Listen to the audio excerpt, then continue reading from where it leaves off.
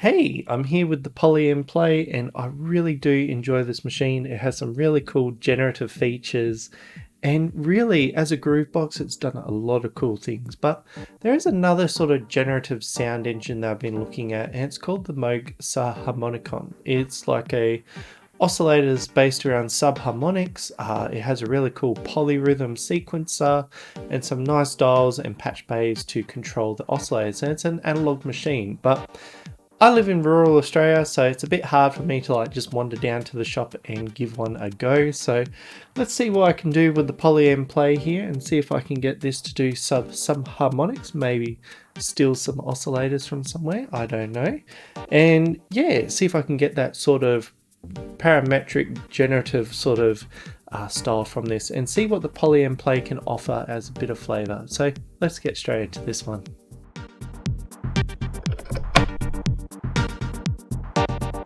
Alright, I'm here with the Polyend Play, and I'm definitely going to have a crack at trying to make that subharmonicon on this thing. I feel it's got enough features to try and mimic how it's sort of working, but that initial subharmonics, that's probably the biggest crux, because we do have scales on here, and subharmonics is kind of like a scale, but we'll come back to this later, because what subharmonics is it's that division of the sound. So say we have our root tone, which is say a C, and then we divide by 2, 3, 4, 5, 6, 7, and that's how we get our subharmonic. So what I've done is jumped onto my Moog grandmother, and I've captured a whole bunch of those subharmonics from the device.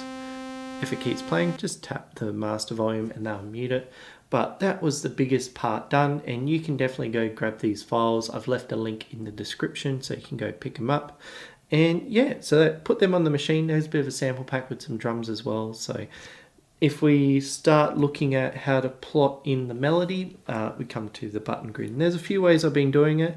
So if I feel like I want to make the melody, I can come in here and program it. So as you can see, we've got the full 12 scale here, but on the Subharmonicon, we have a different way we can add it. So we got just intonation as well as 8-step or diatonic equal temperament. So this is where we can use the scales to sort of help us out pick the right notes.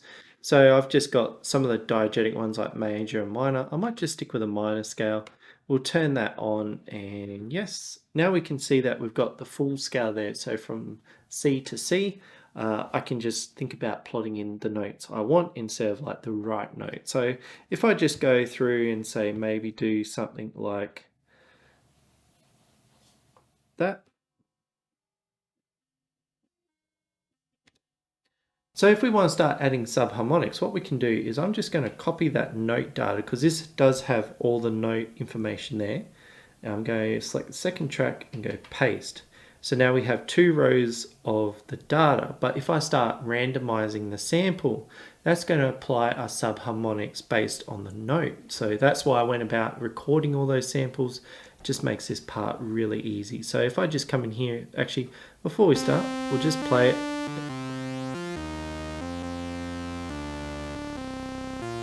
So we have all those subharmonics, and then I can go, say we add a little bit of randomize, so that it's jumping around a bit, and we'll save that in.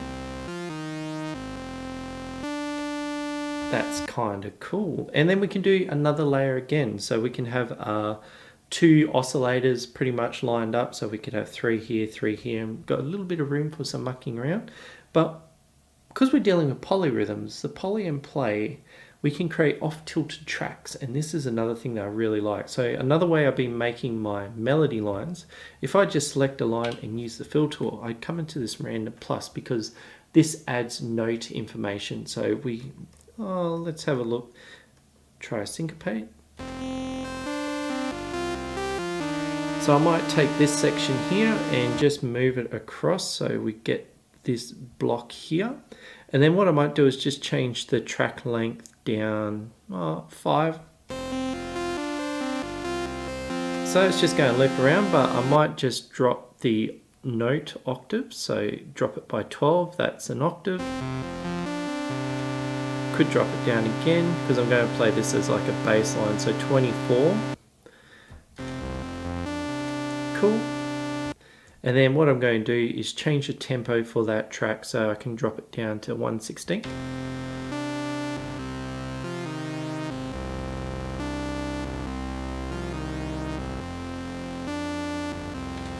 So we can keep fiddling here, but we're creating like these off-tilted patterns that sort of work well together. So I'll just have a bit of a fiddle and then get back to you. Cool, so I've got a main line and a second line going, and what I'm going to do, because what happens on the Subharmonicon is all the oscillators are routed through the filter and envelope. I'm just going to select everything here, and then I can adjust the filter setting. So like I can drop it down, so it's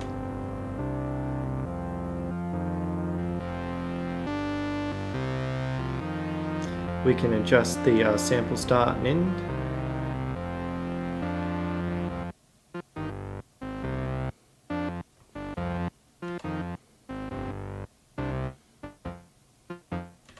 And yeah, we can actually start creating melodies. Now we don't have like a patch bay and stuff like the Subharmonicon, but what we can do is we can actually assign different variables to each of these blocks, because each one of these holds all that information there. So I've got something like that. I could say, oh, add some delay and reverb, just a bit, add some overdrive, and then what I might do is just live play this filter.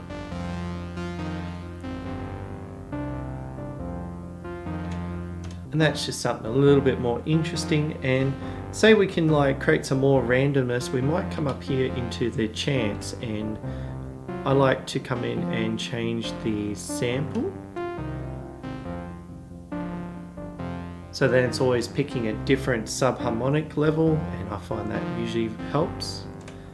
And let's just add some drums to this, because I think this is something a little bit special. So we come up to the fill tool. I'm just going to use some of these beat fills. So maybe something like this.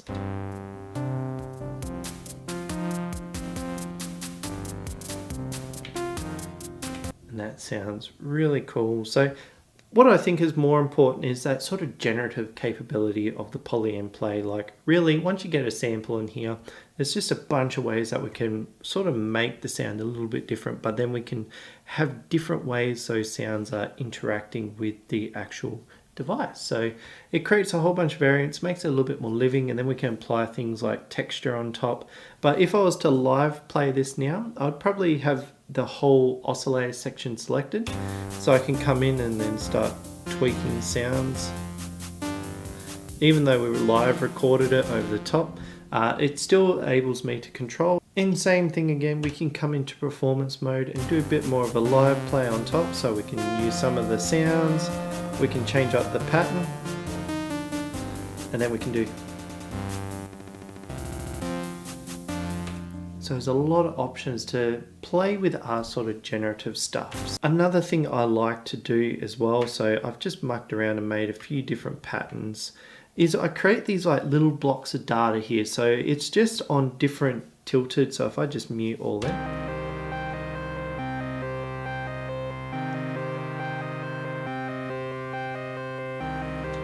So all the different combos line up in a different way, but it's changing the sound as it goes through, and it creates these really complex melodies. And if you have enough of these stacked up, like I could have all 8 tracks lined up with a variety of different sounds going, it creates these really complex and dynamic generative pieces that all fit to a scale. And going back to the scales, we're not set to like major and minor. Once we've punched in our notes, we can change up the sound.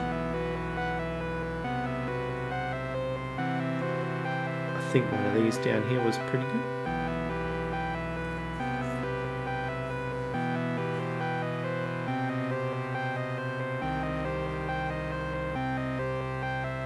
And it just creates something a little bit more interesting.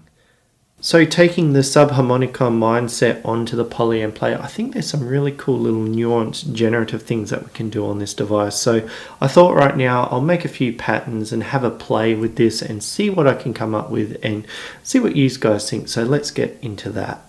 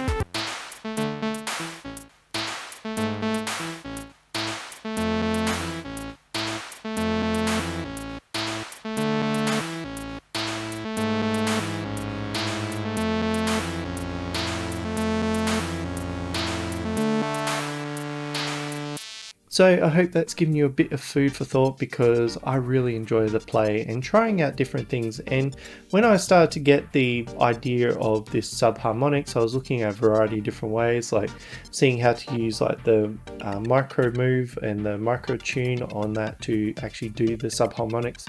But really, when you create like relative samples that work well together, this machine does really shine. So I did put that sample pack out there with the sub-harmonics, so you go to the link down below and you can grab it. But really cool experiment, and I think it did really well. What do you think? Please feel free to leave that down below as a comment. And like, if you're coming here with a Subharmonicon, how did it fare? I would be interested to hear what you think of what I did here. And in the end, if you did like this one, definitely give it a thumbs up, because it does point this to other people that might be looking at messing around with the Polyend play in different ways. And if you like this type of content and you got a Polyend play, I look forward to seeing you next time.